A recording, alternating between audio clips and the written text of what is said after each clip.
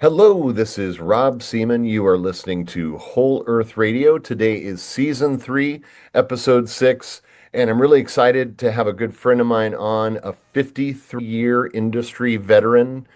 His name is David Stouder, and he's got some really interesting perspectives on the natural products industry. David, thanks for being on Whole Earth Radio. Hey, Rob, I consider you a really good friend, and this is a great opportunity. And I like the fact that you asked me to come on, and your idea was to, rather than say talk about a certain nutritional issue or a certain nutrient or things like that, that you wanted to talk about a perspective of our industry, almost like how it started and where it's going from somebody that's been in. And I'll just say quickly, I had a radio show for about 20 years out of San Francisco. And I would interview people that were the herbalists or the doctors or the formulators for the different supplement companies. And most of them had very exotic stories on how they got started. They had some horrible health issue and they went to the doctor and the doctor couldn't fix it and they got natural things and all that. And people say, "How did you get started, Dave?" And honestly, I was on the East Coast and went with some friends out to the West Coast because it was cheaper to be a hippie on the West Coast than it was here. And apparently, some friends of ours in Annapolis started a health food restaurant in Las Vegas, New Mexico, not Las Vegas, Nevada, very poor area. But that's the first time I was around sort of Eastern religion, New Age, vegetarian type folks. And so when I went back to Annapolis, where I'm from, the only job you could really get with long hair and a beard was in a health food store. And so I just ended up there. And that was like 53 years ago. But I had a real affinity. I wanted to answer questions for people. And there was so much to know. And so over the years, I've worked mostly different health food stores, big ones, little ones, worked for a lot of different vitamin companies, worked as a sales rep. Like I said, I've done public speaking. I've did a radio show for over 20 years. But I might just end this introduction with saying one of the most significant things about me that might be interesting to your listeners is I've almost completely stayed out of the medical world. I Mm. probably, other than after I was a little kid, I have probably not gone to a doctor 6 times in my life. I could only think of five. And twice was to get wax out of my ears. Okay. But so being really on the outside of this has given me, I think, a unique perspective that has been helpful in my talking to people about all these wonderful things we have in the health food stores. Yeah, no, and I don't really do a lot with mainstream medicine. I don't. People will probably, I'll get in trouble for saying this, David, but I don't go to the doctor for regular checkups because I don't feel like I need to. And I'm not on any prescriptions. And at my age, at 53, that's unusual. You should be on at least 5 meds at this point.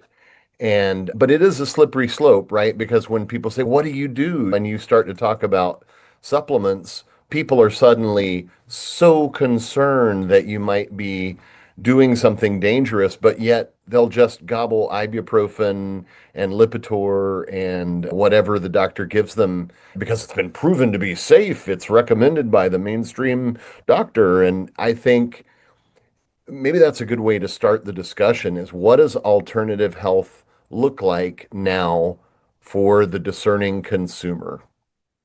To your point, a lot of times when I would speak to a group of people, they usually suggest you start with something dramatic or a joke or something, right? So often I would say to everyone, "We're going to talk about health today, and I'd like to know what's your definition of health."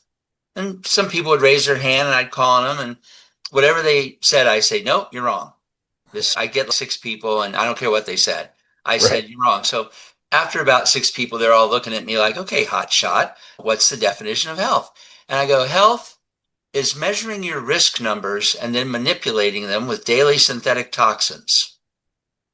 And they're like, looking at me like, I go, "You get your cholesterol tested and it's high. And so you poison your liver with a statin drug to lower your cholesterol, or your A1C is high. So you mess with your pancreas and stuff. Your blood pressure's high. You poison your kidneys so the number goes down." And I think what people need to realize is The risk number, although it gives you information, is not the problem. Okay. And you can definitely manipulate a risk number pretty easily, but that does not solve the problem. It's like turning off the smoke alarm and thinking that the fire is not there.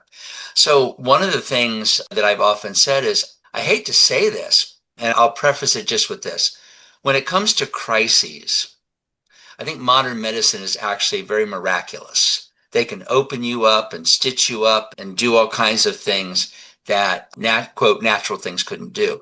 But when it comes to chronic things, another thing I would open sometimes a lecture with, I'd say, look, now I'm going to talk about diseases.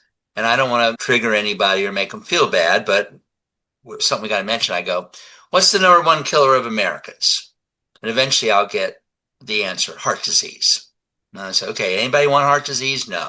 We run from heart disease. What's the number two killer of Americans? Well, it's cancer. Anybody want cancer? No, we run from cancer. What's the number three killer of Americans? And people throw some things out. I go, it's over the counter and prescription drugs taken and prescribed properly. Not mistakes, not overdoses. And Yeah. do we run from them? No. We want our treatments. We go to our doctor to see if we need treatments. We want the government to pay for our treatments. And I just say to people, perhaps are we confusing being medicated with being healthy?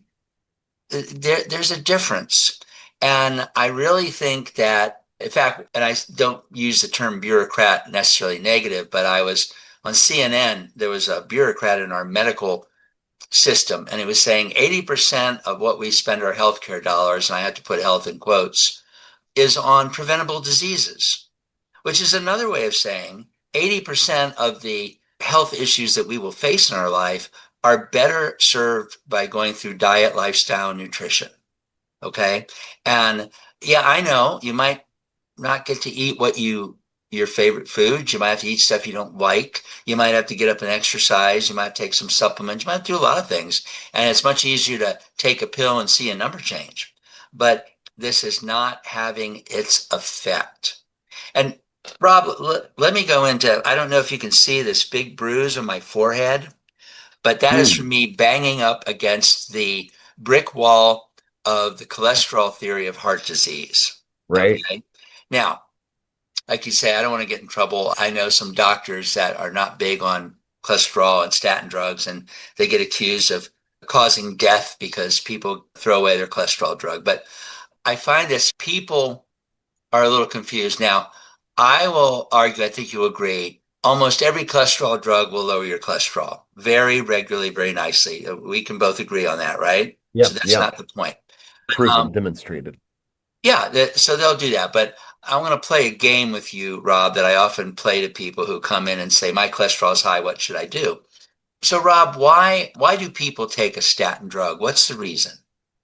Any of them? To lower their cholesterol and Exactly. yeah, Now, it's presumed that they're going to, right? People are told I'm over 50 and I have a family, or sometimes or I'm over 40 or whatever, and I have a family history of heart disease. So my doctor put me on a statin. yeah. And by the way, I say, don't you, I scold people. Don't ever say my doctor put me on something. Say my doctor said I should take something and I agreed. So Yeah. don't give them that power. If I get pulled over for speeding, the policeman will give me a speeding ticket. It's not something I agree to. It's something he puts me on. But so let's follow this. A person would take a statin drug to lower their cholesterol. Now, why would anyone want to lower their cholesterol? What's the reason? I think the presumption is lowering your risk Heart of heart disease. disease. Exactly. So we would take a statin drug to lower our cholesterol to lower our risk or prevent a heart attack. Now, I'm not going to use names here because I don't know the litigious nature of statin drug companies, but I have saved some advertisements from, say, the two major cholesterol drug companies that we would all know if I mentioned their name. So one of the ads says this statin drug lowers your bad cholesterol by X% raises your good cholesterol by X%. And I don't disagree with that. Do you know what the first sentence in that ad says? No. It says this drug is prescribed along with diet to lower high cholesterol and has not been determined to prevent heart disease, heart attacks, or strokes. Now, it didn't say it prevents it in some people, maybe not you. It has never been shown to. Now, one of the Wow. most popular drugs has an ad where it says this drug lowers your risk of a heart attack by 36%, which actually sounds pretty good. You might take that odds, 1 out of 3, basically. But there's an asterisk by the 36%. And at the bottom of the ad, it says that means in a large clinical study, 3% of the people taking a placebo or sugar pill had a heart attack compared to 2% who were taking this statin drug. So the difference was 1%. But if you go from 3 to 2, you can say you lowered it by 33%. My point is the dirty little secret about many medications is that they will move the risk number. But if you actually inquire into the absolute number of how many actual strokes, heart attacks, in case of diabetes, amputations, kidney disease, it's very little. You would be surprised. In other words, you cannot find a study that a statin drug prevents more than 1% of heart attacks. Now, you'll hear these numbers like 33%, but they're called a relative risk number. Right. And not to get too into the weeds, but for example, I say to people, okay, Rob, you have a problem, a health problem, and I have 2 treatments. This first treatment will give you a benefit, give 33% of the people who take it a benefit. And this other one only helps 1 out of 100 people. Which one do you want? The one that, 33%, sure. It's the same thing. In other words, if 3 out of 100 people will have a problem and my treatment knocks it down to 2, that's 1 out of 100, but I can say it's a 33% reduction. So that's how they play with numbers. They go, you should take this medication. So I think my advice to people, and I'm not a doctor or anybody's doctor, but I would say to you, if you went in to the doctor and said, your cholesterol is high, I'm concerned, and you say, okay, hey, doc, really, I don't care what my cholesterol is. I care if I have a heart attack or stroke. So you're going to give me this medication. How many actual, if I'm at the doctor, I say, how many actual heart attacks in a guy like me does this drug prevent? And when I find out it's only 1 out of 100, roughly, and it's not without possible harm, I don't get it. Like, why would I poison my liver? Maybe I could exercise. Maybe I could take a nap. Maybe I could eat a little better. I think I can get 1%. So that's the thing I think that confuses people is Yep. that these medications are very good. In fact, are approved often on their effect on surrogate endpoints, meaning a risk number. So the drug is approved because it lowers cholesterol, it lowers blood pressure, it lowers A1C. But I wonder about the actual benefits. I had another industry veteran on. Have you ever heard Steve Langford's Health Quest podcast? Yeah. He was a retailer in Green Bay for many years, and he was talking about the NNT. Yeah, the number needed to treat, exactly. So the NNT, the NNH, and there's actually a website about this, thennt.com, that he was referencing. But relative risk reduction, absolute risk reduction, when you look at those numbers, this is what you're saying, right? It's not really very good for a lot of these drugs, particularly for statins. Pretty well-known psychologist I heard, and he had a really good turnaround in his health by actually eating the carnivore diet. It was pretty amazing. Eating just meat, salt, and water, how healthy he got, but that's another story. But he was asked, he goes, look, nutrition science, there's so many variables. You can only look at trends. You cannot get specific about it. You just can't. There's too many variables. I would say throw a glass of orange juice in the ocean and then tell me where it went. So the thing is, what is often referred to as science, the pharmaceutical industry has helped create sort of a bunch of hoops to jump through when you want to approve a drug. So they have decided if you get 3% improvement on something that could be fatal, that's worth it. But if you walked in and I said, hey, I can help you, you got a 3% chance of help, you'd be like, well, I don't want that. We all make this assumption that if you lower your cholesterol, 50%, 80% less heart attacks. It's just not true. And the reason I'm saying this, by the way, everybody, is, I know it sounds funny, but I actually think that sort of the modern medical paradigm is one of the biggest obstacles to health Wow. because That's a great statement. That is, I don't disagree with you, but that's well said. one of my pet peeves with our industry, and by the way, let me say a good thing. We are the only industry, the natural foods industry, that talks about health. Everybody else talks about insurance and drugs and treatments and surgery. And not that they don't have a place, but that's not healthcare. That's disease management. Okay. Health is diet, lifestyle, nutrition, exercise. That is what our industry, the natural foods industry, has been about from its inception. And we're the only industry that really talks about health.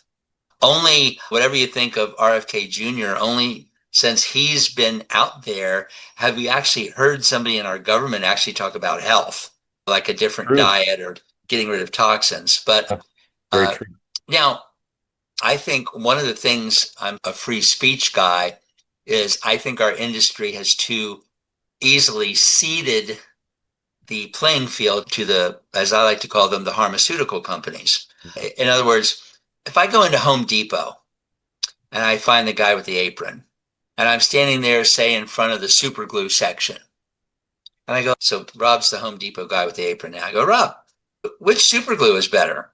And you might say, my dad was a contractor for 40 years and he always used this. This will hold a cinder block on a ceiling for 10 years. Okay, now, is Rob hosing me to buy some expensive super glue? Am I lucky enough to got a guy with experience? That's on me whether I want. Now, It's caveat emptor. exactly. However, if you walk into a health food store and you say, will saw palmetto help shrink my enlarged prostate? The lawyers in our industry would like us to say, I can't say anything about that. And I wonder if you ask me my opinion, why can't I tell you? And then and so we have let, to me, we have let, oh, I'm not a doctor. I can't prescribe. And is it strange to anybody out there if I say, here's some garlic, put it in your spaghetti sauce? It's really good. Fine. Here's some garlic. Why don't you take it because it might lower your blood pressure? Now I've broken the law. Does that, the garlic's garlic? Right. No, that's a great point. And it is that fine line, that gray area, that Deshay. We're walking right into the Deshay debate. And you referenced Bobby Kennedy there. It does make me wonder. We talk a lot about Deshay for a podcast. I think I've probably been in the industry. You think about Deshay, you talk about Deshay because just to your point, someone asked me about prostate health. I have to say, I'm supposed to say, saw palmetto, clinical studies show, may support the structure and function of your prostate. And someone's going to go, what the hell does that mean? It's Look, not very informative. a little history. Rob, for those of you that don't know, DSHEA is a Dietary Supplement Health and Education Act. And in fact, I got some inside politics you might find interesting about this, but those nutrition labels we have in our products and the supplement labels, they were spawned by the Nutrition Labeling Education Act. And it was passed with most of Congress agreeing, and everybody's really happy about it. And some people in our industry, the health food industry, was like, no, the FDA is going to try to put us out of business with this new label. And people were like, oh, stop whining. Yeah, come on. But they did. The FDA wrote about a 500-page regulations based on the law for these labels. And I saved this. Buried in 500 pages was a line that said, any supplement that has more than 120% of what a typical meal will be considered a drug. Now they just stuck that in there. So that would mean almost every supplement on the shelf that's there now would be a drug. And so this is what people said, all right, enough of this. And the industry got together and created a law that clearly said dietary supplements should be treated like food. People say, oh, they're not regulated. Yes, they are. Folks, those of you who don't think this industry is regulated, let me ask you something. Do you really think our government would let a $30 billion a year industry be unregulated? Give me a break. Now, they're not regulated like drugs because drugs are inherently dangerous and they're not natural to the body. And they are a significant killer of Americans, frankly, and cause a lot of harm. I consider dietary supplements, and I got to stipulate quality.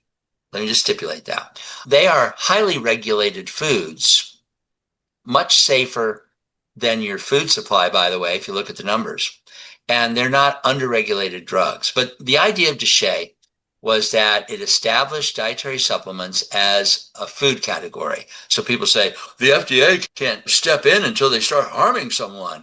Just like food, you go buy spinach at the grocery store and everybody starts getting sick and the FDA goes, what's wrong? And they find some spinach plant with bacteria. But the point is, the dietary supplement industry, at least the health food end of it, has been incredibly safe.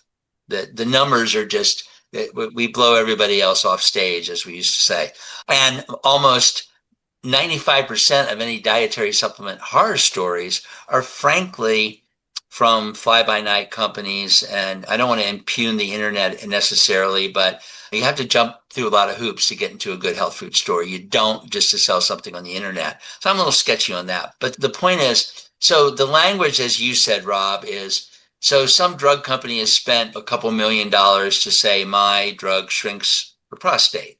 And it's not economically fair for me to just go, I read a couple studies on saw palmetto and my saw palmetto shrinks prostate. So they come up with the structure function language, which is why we're supposed to say this supports prostate health. You know, I read on the internet that it shrinks the prostate. You know, the internet, that might be true, but the internet's kind of breaking the law a little bit. You Wild, know? Wild West. Yeah. So on the other hand, I think if I came up to you and said, well, what do you think, Rob? That you should be able to tell me what you think. That you should be able to say, so, and then the other problem with DSHEA is that you didn't used to see vitamins on TV because nobody knew what they could say. Hi, I have ginkgo. Would you like to buy ginkgo? I have ginkgo. You should buy my ginkgo. And now people can say, supports mental clarity, supports sharpness, and let the sharks out into the water. But a good thing for people to realize is it's easier to avoid the law on the internet. So the internet might say, this cures your arthritis overnight. You go into the health food store and say, do you have a joint product? And yeah, we have this. And this one on the internet says it'll cure my joint products overnight. And I go, well, it might, but they're not supposed to say that. And they'll go, how come your product doesn't say that? So you just have to realize that when you do go into a good health food store, you've got a lot of protection. I'm a big supplement fan, but I must tell you that most of the stuff in the drugstores, not all of it, are by and large, I'd say somewhat substandard. I used to say that inexpensive vitamins are made with the raw materials that good companies turn down. Okay. Yeah. And you should understand, folks, that, okay, Rob is my supplier for CoQ10. So I have Dave's vitamins. So I buy a kilo of CoQ10 from Rob, and he shows up, wants $500 for it, and he has a lab report that says it's 100% pure. By law, I can say, thank you, Rob, and sell it to you. And if something's wrong with it, I can go, oh, Rob did it, which is really bad business. But Yeah. all the good companies, I will test it myself, and it's great quality. Thank you, Rob. But if I say to Rob, I'm not crazy about it, it's got some contaminants, right? It's not as potent as you said. What do you think Rob does with it? Do you think he throws it away? No, he goes to somebody else and tries to sell it for $300. And then some big retailer is, hey, I got somebody that's got CoQ10, good lab report for only $100. And then you come up. Now, I'm not saying Rob's CoQ10 is poison, but it's not really good if I'm depending on it for heart health. So that's why I'm a big advocate of the natural foods industry, because by and large, we have a lot of protections built in.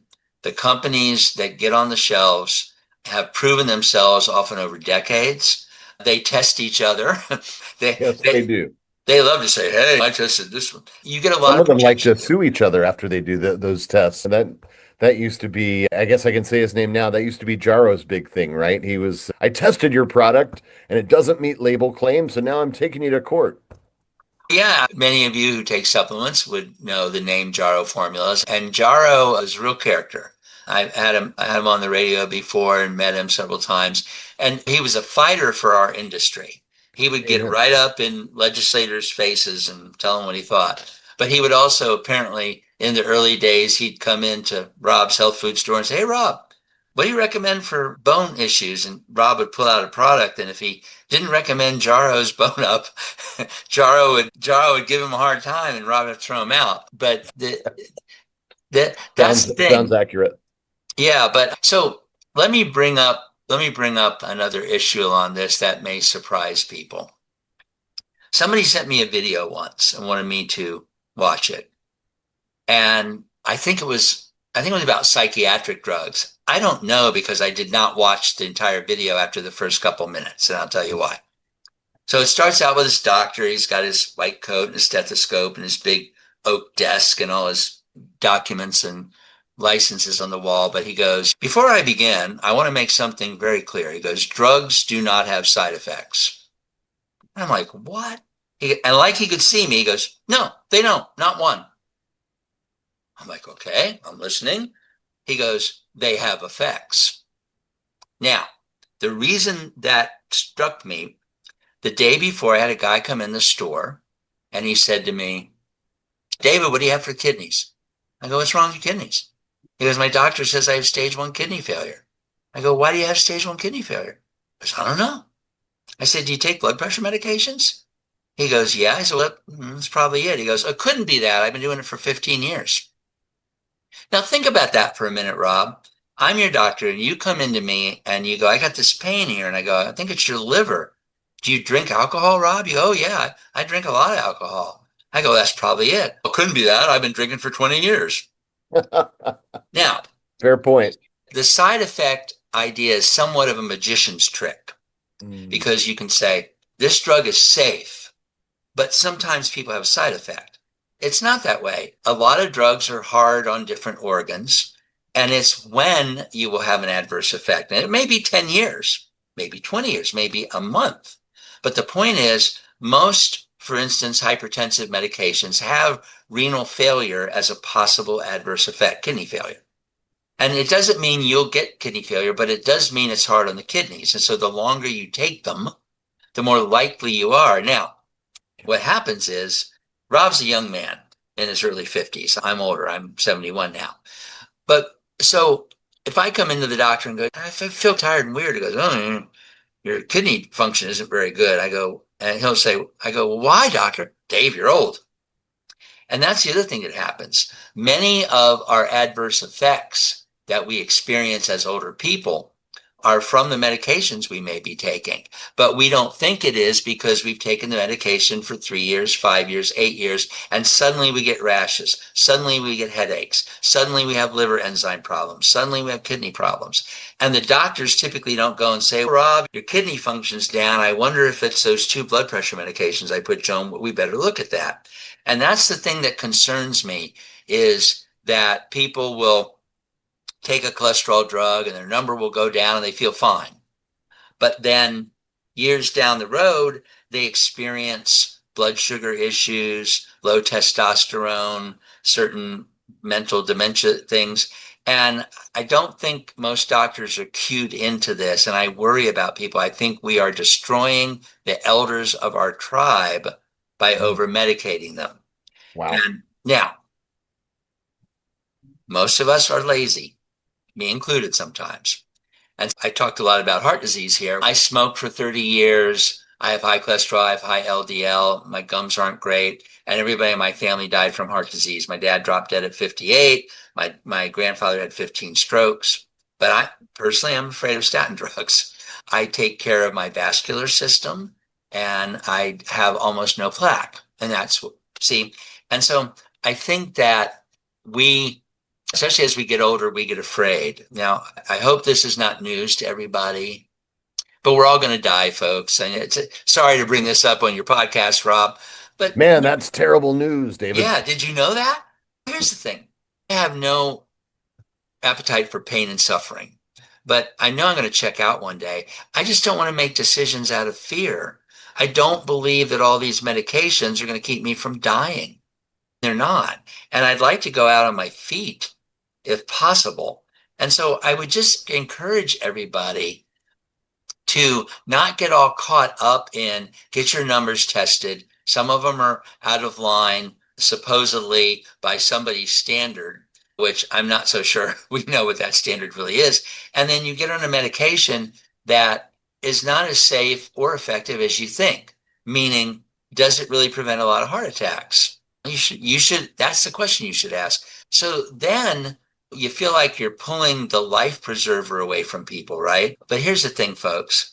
Diet, lifestyle, nutrition is your best solution for chronic diseases. These are not just anecdotes. You'll have somebody go, "Oh, I tried echinacea, it didn't help my cold."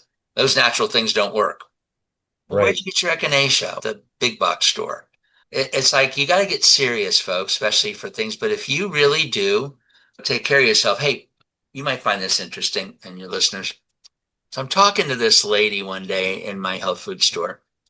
And I'm just not one of these people that sort of looks at you and I wonder how old Rob is. Is he this? Is he that? But I'm talking to this lady. I don't know. I figured she was 60, 65. But I'm talking to her. She's 87. And I'm like, whoa. I'm like, I want to know what you do. So we talked Yeah. and we came up with what she thought were four simple things why she looked so good at 87. So I began, whenever I met somebody that was like 75 plus, and I really thought maybe they were 40 or 50, a lot younger, I would run these four things by them. And I think at the moment I'm at 51 consecutive people who all do these four things. And they happen to look really good for their age. Okay, so you're like, what are they, Dave? What are the four things? I've forgotten. I'm sorry. Um, First of all, they eat real food. They eat a lot of food out of the ground. They really avoid a lot of packages and cans and jars, but they're very dedicated to real food and they cook most of their own food. Okay. There's a lot of room for what diet you like, but they eat a lot of real food. And just to be, packaged foods aren't real food. Doesn't mean you can't eat some. But real food is like broccoli out of the ground. And real food is from the produce case and maybe from the dairy case if you're not vegan, etc. And then the other thing they do is they move around or exercise. Now, some people are like in the gym on a treadmill or they just walk a lot. And walking was one of the big things, but they stay in motion a lot. Okay. So eat real food. And then they take 1 to 0 medications. Some of them are on a thyroid medication. I heard that a lot. But basically, they don't do meds. And because they eat real food and because they move around a lot, they haven't come into being frightened to try to do meds. And the third thing is they are taking supplements, usually 4 to 20, depending on the person. Again, eat real food, stay in motion, minimize or eliminate medications, and take advantage of supplements. And why, by the way? Look, folks, to me, it's real simple.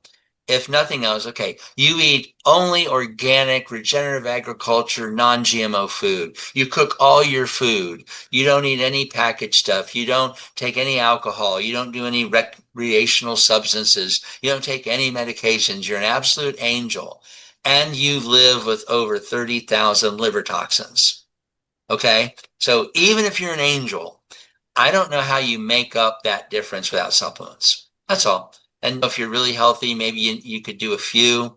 I think that I've spent times in my life when I had a store doing an embarrassing amount, like 80 pills a day. And most people will laugh, but the only thing that ever hurt was my wallet. Why? Because I took good quality supplements from health food stores, Yeah. you know? And I think that that's part of it. And but I would just say, folks, you have to do this on your own. Everyone's thinking they should run to the doctor, measure their risk numbers, get their risk numbers in line. And I'm sorry, if you're on a medication every day, you may need it, may be serving you, but you're not better, you're managing. If you have hypertension, there are things you could do to change that. Maybe you need to exercise. Maybe you need to lose some weight. Maybe you need more magnesium. Maybe you need more vitamin D. Maybe you need to stop smoking. Maybe you need to not eat so much sugar. There's a lot of things you can do. When you don't need the medication, you're What, David, let me ask you if you agree with something that I like to say. We find ourselves, like you said, those four things that you've identified, and just in simplifying the discussion we're having about pharmaceuticals, if you will. I would say to people, synthetic drugs tend to have side effects. Now you could change the terminology there, right? Potentially negative effects, right? Adverse effects, I like to Yeah, say. adverse effects. But natural substances tend to have side benefits.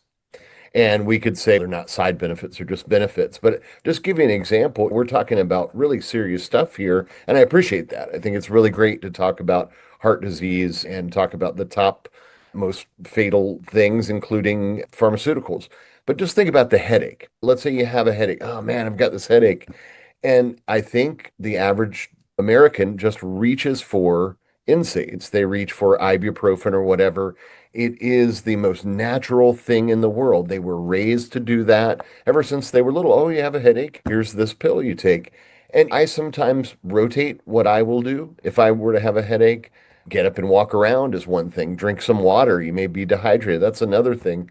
But in terms of taking something, I love to take just turmeric or ginger or something that's a natural anti-inflammatory. So it's using the same treatment methodology in a way as the over-the-counter synthetic drug. But ibuprofen, to your other point, is terrible for the liver. Everybody knows that. It's well documented. Turmeric and ginger are good for the whole body. So Yeah, I just wonder Rob, if you agree with that general. you Yeah. bring up a great point, and one of the things is, like you say, a lot of people want to use supplements in the same, what do I want to say, gestalt, an old word, as a drug. I could take an ibuprofen, but maybe I'll take white willow bark. Okay. It's a little more than that. If you have headaches frequently, then there's something in your diet and lifestyle, like a lot of herbalists will go to the liver. Okay. You might be banging on your liver a little too hard. And maybe if you changed, yeah, maybe if you had more magnesium consistently and managed your stress better, maybe you took some ashwagandha, maybe you did some things for your liver, you would move away from that chronic headache thing. Now, I I think ever since a little kid, my mom used to tell me to put an aspirin, hold it on my tooth that hurt. I would hold an aspirin there. But I haven't taken anything over the counter. I can't remember when. It's been at least 40, 50 years. No antibiotics, no ibuprofen, no anything. I just don't. And now I don't personally suffer from headaches much, but I've had joint pain and things like that. But it's a slippery slope to me. And I'd rather wait for a crisis if I need something that needs to save my life or work quickly. That's fine. But I just find that it is. And I don't think people realize that you just have to realize that when you take these things, it is a poison and it may serve a purpose and you're not evil or it's not bad to do it once in a while. But I also then find that once you like, oh, I got this awful headache and you take an ibuprofen, goes away, you're likely to do it again and again and again. And as long as the pain goes away, you have no incentive to, maybe I shouldn't drink as much alcohol because it might be hurting my liver and all that. And I just think that we have to give Mother Nature a chance. And the other thing is, I'll share a quick medical story. The time I had a Yeah. crisis, okay? My my wife had to go somewhere and her car wouldn't start. And I was busy at work. So I ran over there and I popped her hood and I'm trying to get this thing. And I did something. I strained my neck. Oh my God, Rob, I thought I was having a stroke. I was like this pounding headache. I really was holding my head because I thought it was going to blow up. And I just left the car and went up to the apartment. I was in horrible pain. And I was trying to pay attention. Okay. I can hear, no visual. I thought I was having a stroke, like not drooping. And it went away after about 20 minutes.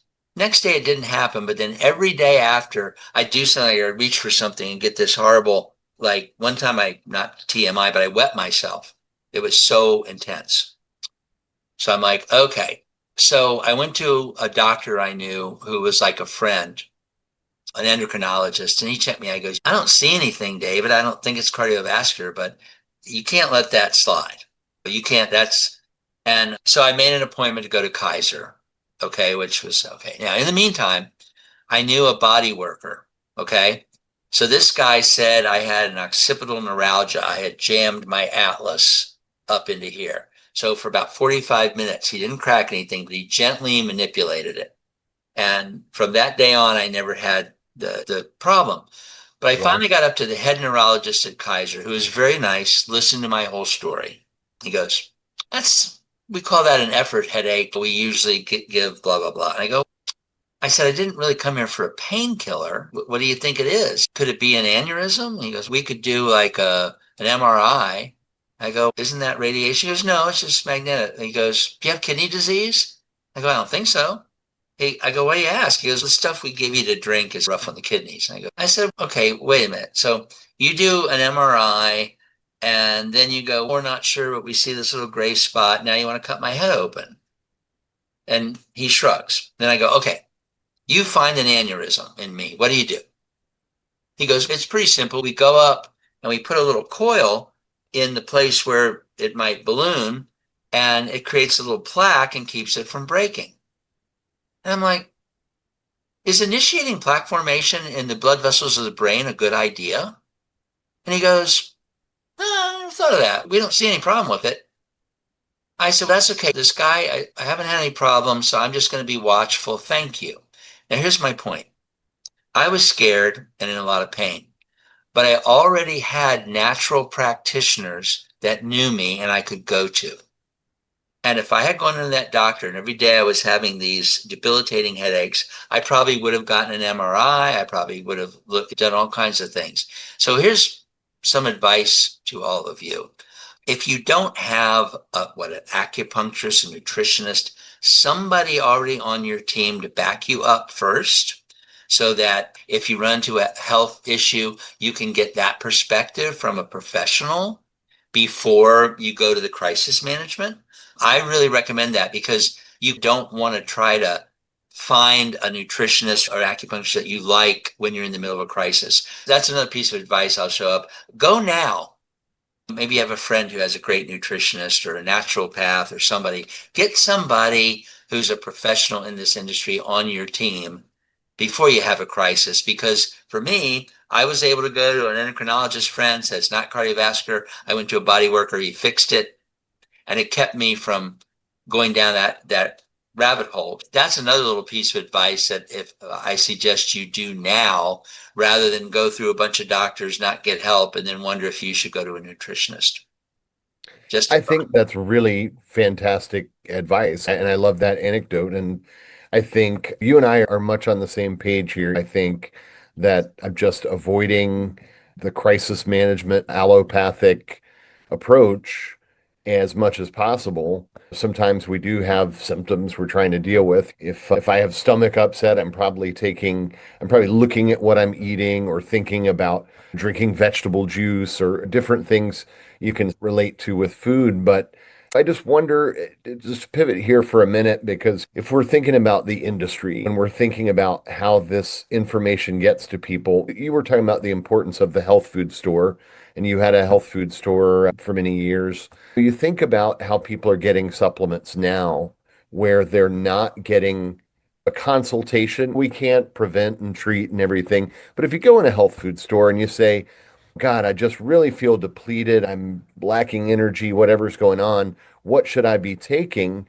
They're not going to tell you to take 80 pills. They're probably going to start with a multivitamin in a lot of cases, I think, multi-mineral. They're going to look at things like probiotics, whole food supplements. But if you look on TikTok, if I were to just, now let's just be real, maybe you're not doing it and you probably aren't, but a lot of Americans are doom scrolling. It's looking at the video and hey, there's video. What'll really change your life, what'll make you a mastermind is Shilajit, or it's this, or it's that. And then they go out and they buy this wonder drug, is the way they're treating it, and it's a supplement. And I happen to think Shilajit is amazing. I'm a big fan that with Food Movement we sell fulvic minerals that are not Shilajit, but they're related. But I think that's a great way to get trace minerals, and fulvic acid doesn't do a whole lot for vitamin intake. You saw the TikTok, you took the Shilajit, but you bypassed what you would have received in terms of advice had you gone to a real person in a health food store and said, "Man, where do you think we're missing the basics?" yes. And one of the trends, okay, I'm glad we just moved to California, and I think we've been to Target more in the last month than I've been in my whole life. Just getting little things that you need around the house, tape, Yeah. but I was passing and I saw a big end cap display of a colostrum product that I see on TV all the time. Okay. In a way, I'm glad these things are reaching the mainstream people. I'm glad. Yeah. As I watch certain big box health food stores blend, like as typical grocery stores try to become that store and that store tries to become that store, I'm glad for the exposure. But on the other hand, you're right. I think that my wife says she never wants to buy wine from somebody without wrinkles. And her point is somebody with experience. And so I think that when you go to a health food store, especially an independent one, you are more likely to find somebody like you, somebody like me, who has been around a long time.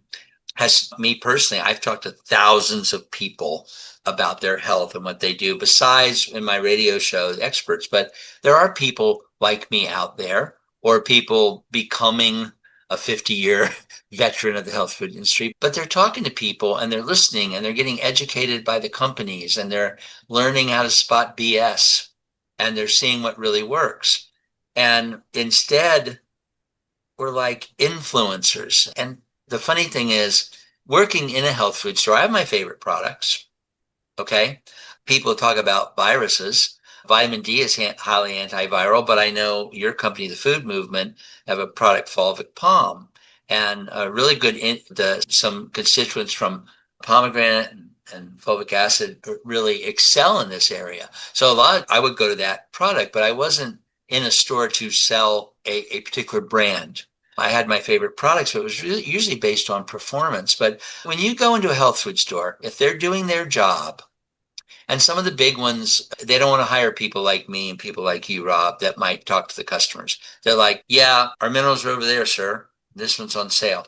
And that's okay. It's a business model. But just like I said, get a practitioner, go to a retail store, go find a good health food store that'll give you some good advice and maybe good prices. But the internet has become, so here's the thing. I don't buy anything on the internet I'm going to eat. Okay. I use the internet all the time. I love Amazon. It's really amazing. You need something and it's there the next day. Got nothing against them. They're big because they're doing a good job mostly. Okay. But my point is, you only need one bad thing. Now, as 53 years in health food stores, I've never sold anybody a contaminated product because there's a lot of things built in to this industry that protect you, the consumer, and they're gone on the internet. Now, there's plenty of good companies on the internet, good people, good products, I'm sure. But all the shady people and all the incompetent people, they have to go there to sell. I don't really know if that's 5% of the companies or 25%. I have no idea. But you basically almost completely wall yourself off from any problems like that if you shop at a health food store. And one of my stories that I tell, but it's a true story. I had a woman that would come in and ask me a lot of questions. And she did buy some things from me, but she mostly bought from a very well-known vitamin retailer online that was known for its good prices. Okay. There was some stuff, it was called, I think, like DSRM, if I remember correctly. It was like a geranium extract. It was supposed to be really good Okay. for fat loss. And it was god awful expensive because they had to use so many geranium flowers. So she apparently found it from the house brand of this big internet company. Instead of $100 a bottle, it was $40 a bottle. So she bought it. Apparently, China had started synthesizing it instead of making it from geranium, and it actually caused a lot of liver damage and was taken off the market. She got liver damage. She was sick for 2 years because she took this. Now, this was from a high-end vitamin company, but they were trying to be the best price and they really didn't do their homework. Now, we never carried DSRM. That's weird. We didn't know much about it and we were sketchy on it, so we didn't carry it. So you wouldn't have found it in my store. I never saw it in a health food store. Okay. So that's how we protected you. And so this woman maybe saved a few bucks buying some things online, although we gave good discounts, but then she got sick. And so to me, I just think you're safer in this world. You have this whole influencer thing. It's like the Dr. Oz effect on steroids. Yep. I like Dr. Oz from the point of view of an MD is telling you it's okay to do natural things. But every week there's like the thing you have to have. We had distributors in our industry that would set you up with a Dr. Oz end cap.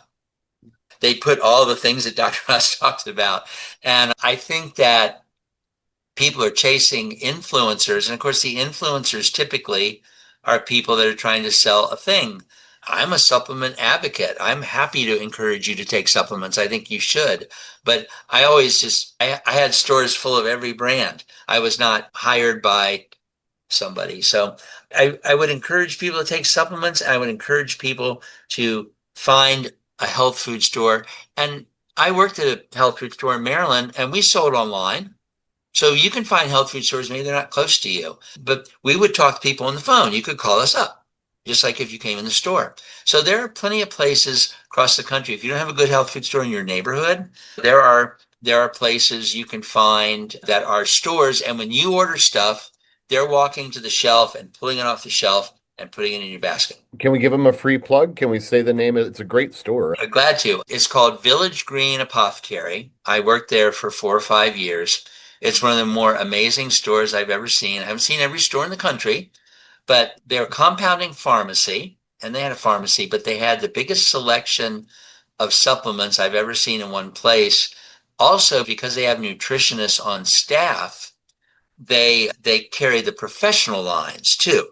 So you have at your disposal, and everything there is always like 15, 20% off. And then they have sales. You can pretty much get ongoing discounts. You can call and talk to people. And again, they don't have some warehouse in New Jersey. Nothing against New Jersey, but some warehouse in New Jersey. And when you call them, they are going to their shelf and picking the products. I used to work there. So yeah, they We're, deserve. we're going to get letters from New Jersey, or I guess they won't be letters. They'll be Rob told me to sharp. say that. No, but Hey, the website is My Village Green, and green like the color. And check it out. They're not the only one. But thanks for doing that because they do deserve it. And I say it too because I know you'll get reliable stuff from them. That's all. it's a great story. Yeah, I think that's a great point because neither of us is getting to your point about influence. We're not getting paid to say this, but I think My Village Green or Village Green Apothecary is a great store, having been there when you were working there a couple times. And I just was always, I've been in a lot of health food stores and I love the model of a natural apothecary. Yeah, and your company, the Food Movement, for a while I was a broker, I worked for it. Again, I really like the fact that I could have your products on the shelf, the macas, the fulvic acid, the fulvic palm, and all the different things that you had, the moringa.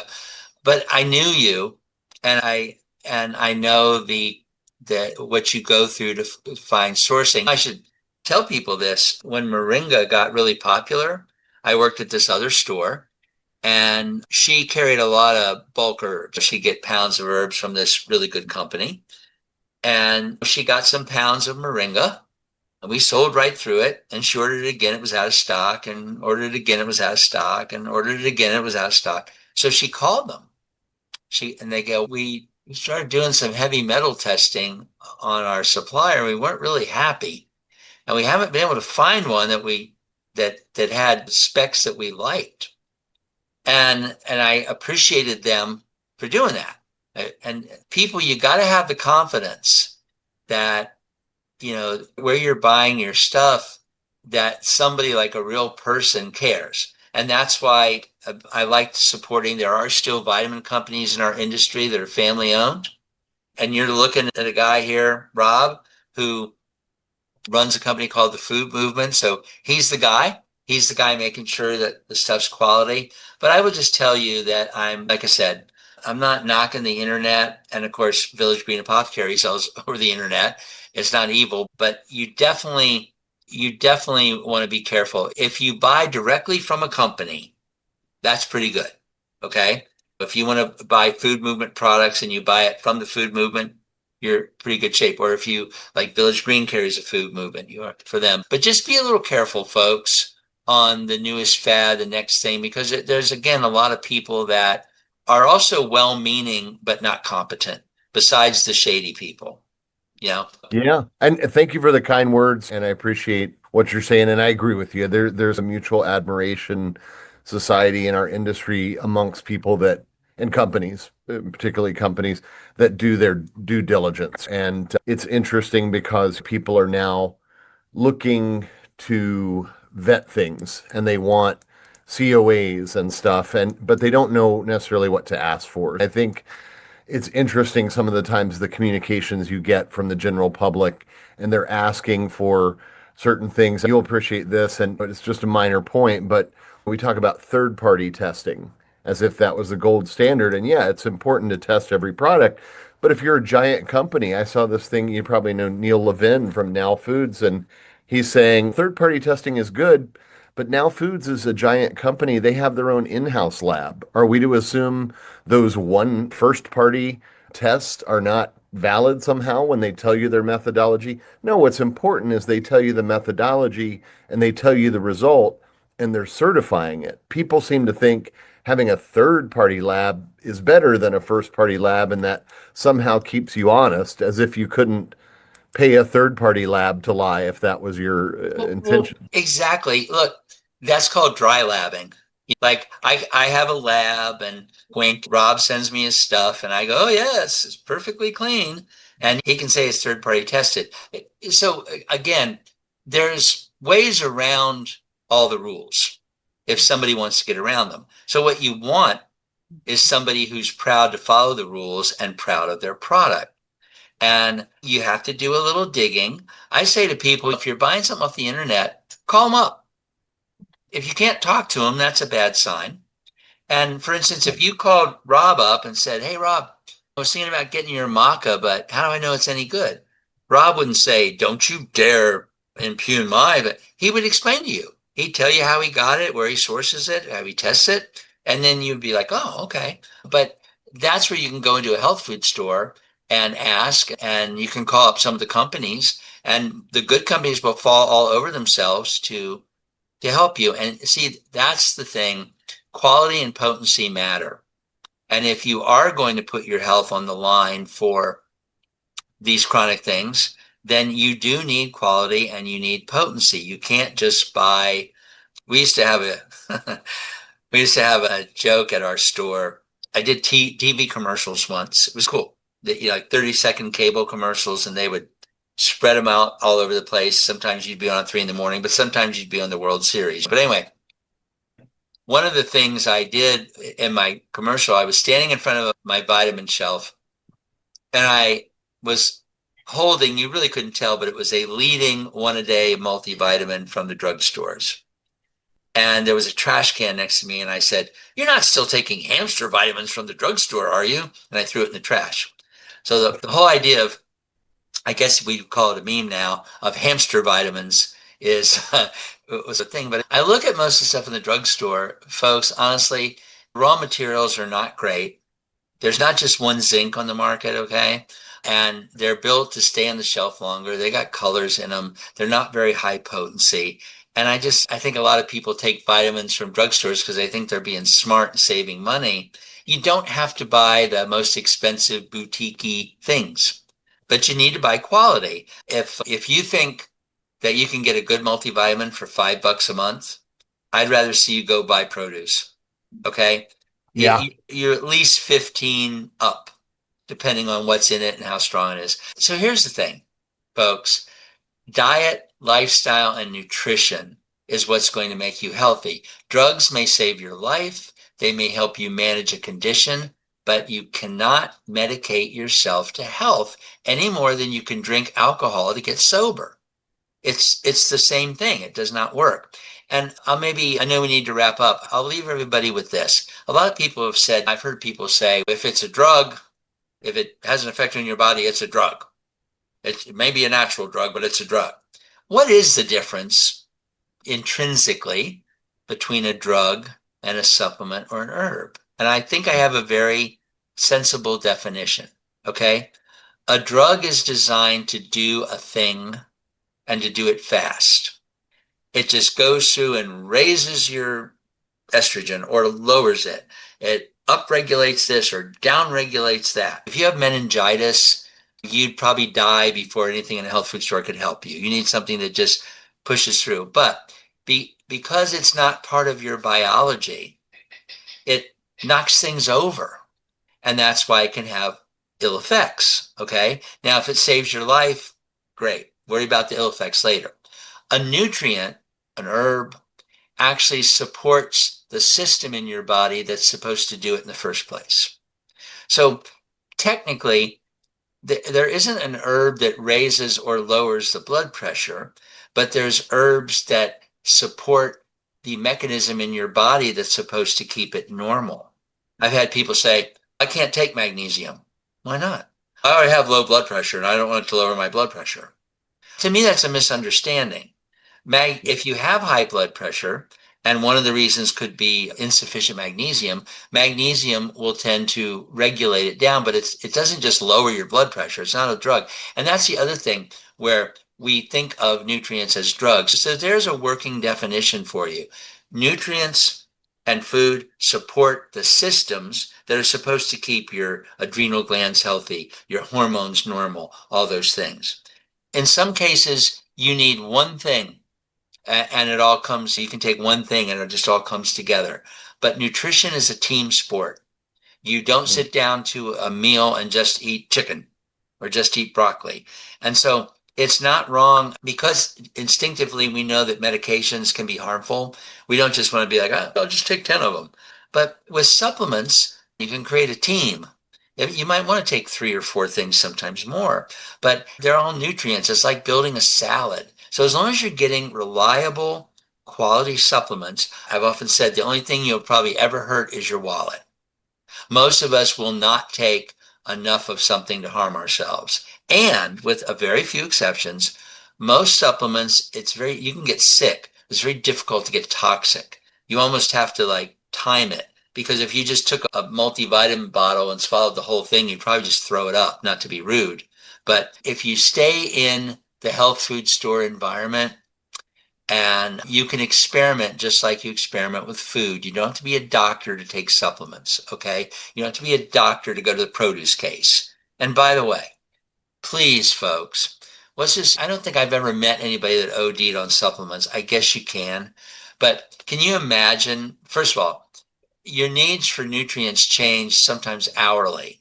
Secondly, do you ever go to the produce case and go, okay, I need a carrot but I only want 15 units of beta carotene. So I'm only going to eat 0.57 pounds of. You eat a lot of good food, your body takes what it needs and gets rid of it. The thing that doctors say supplements give you expensive urine. Okay. And the idea is, oh, the vitamins are just going through you. I love expensive urine, and I'll tell you why. First of all, when you take especially B vitamins and you get everything you need and you urinate out the rest, it gives it a bright color. I've never gotten a bright color from a meal, which means I've never gotten everything I needed and urinated out a significant amount of the rest. So if I don't have brightly colored urine, I'm nervous. So it doesn't mean you're wasting your vitamins. It means you're getting everything you need and getting rid of the rest. So I really think that I coined a phrase called nutrophobia. And it's a disease. And typically people catch it from their doctors, but they can catch it from their friends. But it's a condition where otherwise sensible people think drugs are safe and nutritional supplements are dangerous. So I'm saying I think we should turn that around a little bit. I think that, again, if you buy legitimate supplements, your safety index is quite high. And unfortunately, medications don't have that safety index. You may need some for a period of time, but I would just urge everybody to focus on diet, lifestyle, and nutrition. And this is something I see from, as I said in the beginning of this, somebody's outside the medical thing. I see people aging. I see people getting scared. Rob, your A1C is blah, blah, blah. And then Rob starts taking drugs. And Rob, your cholesterol is this and that. And I just don't think Rob is going to age well on 6 medications. I don't care what his numbers are. And I'm not your doctor. And I can't tell you what medications to take, but I am a person and I care about people. And I can tell you focus on diet, lifestyle, nutrition, real food, move around, exercise, minimize or eliminate medications, and avail yourself of some supplements. Those are the four things that clearly are associated with healthy aging. Yeah, a fantastic conversation, fantastic points. And I think you've made them in a really easy to understand way. And so I really appreciate that. I think it's a great conversation we have all the time. We'll have to have you back on sometime. There's so much we could further talk about, David, but I did want to touch on one thing in case this is the only time people hear from you behind you there. If you move a little bit that way, you've got a four-leaf clover. You have an image of a four-leaf clover. So are you still making the four-leaf clover product? Yes, I'm a person that I think as a little kid has found an amazing amount of four-leaf clovers in my life. And this will sound unbelievable. Thanks for bringing this up, Rob. It's my favorite thing. But actually, this Easter Sunday, when I was still in Maryland, I went out in a couple hours. I know it sounds ridiculous. I found 302 four, five, and six leaf clovers. I have the video, but here's my point. About 30 some years ago, you and I know a fellow named Roy Upton. He's an herbalist with a company called Planetary Herbs. But Roy and I were out in the woods and looking for four leaf clovers. And we had this idea that we should make some kind of herbal extract from it. Just like, haha. But finally, a few years ago, I found 14 in one place. So I got inspired. So one of the herb companies, I went to their farm, and one of the herbalists there was mystical besides having, but anyway, so I've been putting the four leaf clovers in alcohol, and then I was taught how to make a homemade homeopathic spray from them because I figured if there's good luck in a four leaf clover, it's not an active ingredient.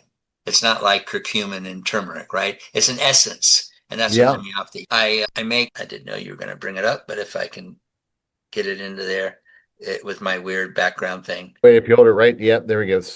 Spray a little.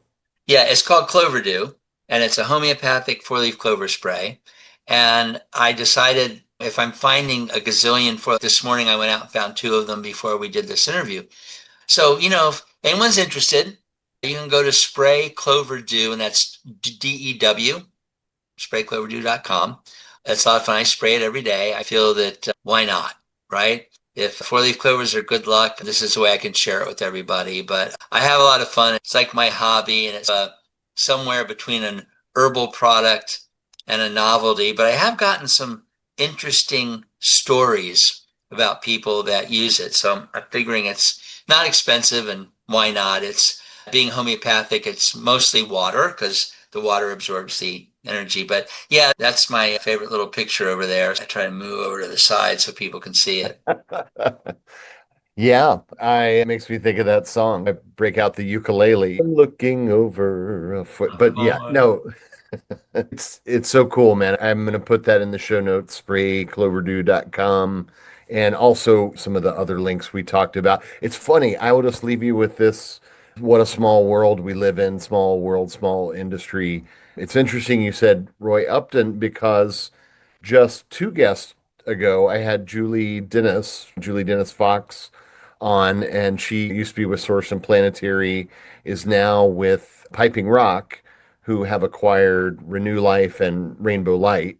So that's what she's doing. She's educating for Renew Life and Rainbow Light. But the question, how did you get into this? Where you said everybody has a miraculous story. Oh, I was at death's door or whatever. Hers was like all about Roy Upton. And I know Roy's amazing. I need to try to get Roy on the show. I think the universe is pointing me to getting Roy on Whole Earth Radio. He'd be a great, as there was something about the way Roy communicated. I learned a lot from him. And again, this is somebody that's behind the company. And Michael Tierra, who was Northern California's first licensed acupuncturist, he's a pretty amazing fellow. He and Roy was the other herbalist in that company. But when you have these people, and look, some people have built companies and they've sold them. And I don't blame them for that. They like get a payoff. It And happens. so here's the good thing I'll say. I've seen over the years companies get sold or try to go mainstream and it destroyed them. Because the thing is, when you put a natural vitamin company on a drugstore shelf next to the drugstore vitamins, all that really happens is somebody goes, "Oh, I've heard of this brand. Oh, $10. Here's the local brand. Oh, $6." And nobody's there to say, there's a reason this is $10 and here's why.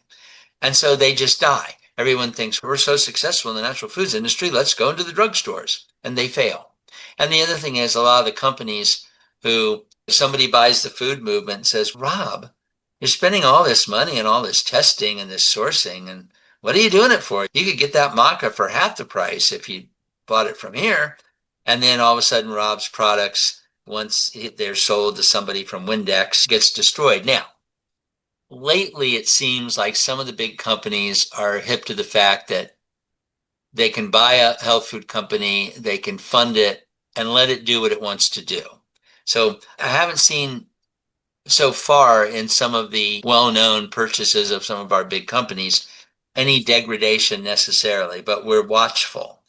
But and the other thing is it does give us a little more political clout because the FDA doesn't want to pick on these big established mainstream companies.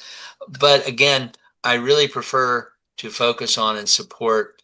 There's companies that are still family owned or person owned, like the food movement. Blue Bonnet comes to mind. Olson is still family owned. So there are those companies out there that are owned by somebody from our industry who cares and isn't just some board of directors just going, no, we got to change that. That's too expensive. That there was when I started in the industry, there was two major vitamin companies. Again, I won't mention their names; it's unnecessary. One of them, one of them years ago, when glucosamine and chondroitin came out, Dr. Theodoskis wrote that book, The Arthritis Cure. Because chondroitin was not around much anyway, it usually cost you about $60 to get a month's worth of the amount you needed, right? So I remember this vitamin company came out, big promotion on a product that was like $30. But they very cleverly worked the label so that they were not using glucosamine sulfate. They were using a form called hydrochloride, which isn't necessarily bad, but you have to convert it yourself to sulfate, so it wasn't as reliable. And they hid the label in such a way as it was hard to see. It was there. And our industry rejected it by and large because we're like, wait a minute, that's a little shady. They went to a big box store and made a whole bunch of money. And now they just focus on that big box store. The interesting thing, years ago, a natural vitamin E manufacturing plant in the country just closed suddenly. And vitamin E prices spiked dramatically for about 6, 8 months. Somebody came in and bought like a big bottle of 1,000 unit E for $35. They came back next month, it was $65. It was like amazing. And somebody brought in a product from this company I'm talking about that went to the big box store and asked if I had something similar. And as I turned and looked at the label, they had started putting synthetic vitamin E in their product Wow. because their big box customers would not understand Right. the price increase. And so that's the danger of products being in the big box store is now you're not, I'm thinking most people are listening to this, care about quality, care about supplements. They're not like, hey, yeah, Dave, I'm going to the drugstore and find the cheapest multi I can. Fine, but I care. And so that's again the thing about this particular industry, and especially the independent stores. There's still plenty who care, and the companies that reach out to them care. And you've got big health food store chains, and they carry a lot of really good products. It's okay. But a lot of times, not only they don't necessarily carry products that are bad, but a very well-known big chain has dropped a lot of products and categories because the FDA will go, oh, I don't think maybe this is such a good idea. Okay, we'll get it off our shelf. We don't want to get sued. And is that who you want defending your health freedom? Anyway, stay Uh, in your health food store, find somebody that knows what they're talking about, and focus on your diet, lifestyle, and your nutrition. And just remember, you can't medicate yourself to good health. So need medication sometimes? Okay, I'm not the one to tell you what to do, but I can tell you that you can't medicate yourself to good health. Wow, that's a great point. That's a great note to end on there. And David, I will definitely have to have you back on the podcast because there's just so much. There's so much in all of what we talked about that we could probably talk for another hour or two. But I think our Yeah, we go into listeners, Joe Rogan territory, right? right? And then you can see where people tune out, and after 2 hours, I can guarantee you that it will drop off. But no, we will definitely have you back on. I really appreciate you being on today. And thanks for the conversation, my friend. Anytime. It was great to be in. Remember, folks, diet, lifestyle, nutrition. Take care.